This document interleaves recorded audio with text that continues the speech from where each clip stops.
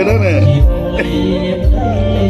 quê bằng ngoan nè mua đấy mày đó đặt quê mới lên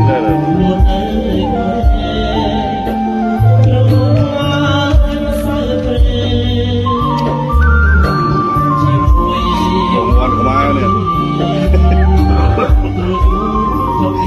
một mươi lên cây lô về tôi đi đó đồ này ở đây bông bông lia đó cái này đang cho ở đây chết miền ngọt đây này ngọt bao cái đó có miền ngọt bao cái nè buồn quá nè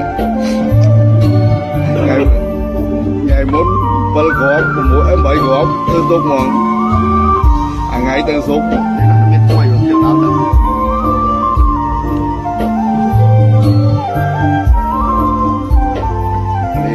hôm lương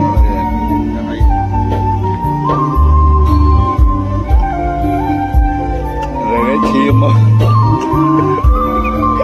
thằng gì một cái câu ra đó em chim lên rồi Tao biết đó, tao biết đó. rồi vậy Bây giờ bạn quay về. ở đây thôi chứ còn gì đồng thấy đây ổn đây original rồi mà bây giờ bây giờ nè này Đấy đây là nó về có tính đắn.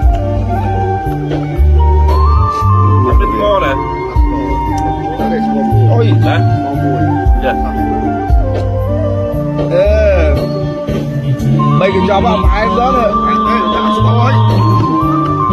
tôi khánh ngon lẻ rồi Nó đó, lo. ở đây mày có miền không luôn này cái đấy khai tôi khai này khai Cái này, nó mới tới cái cho bố chết, cái này nó lên. đấy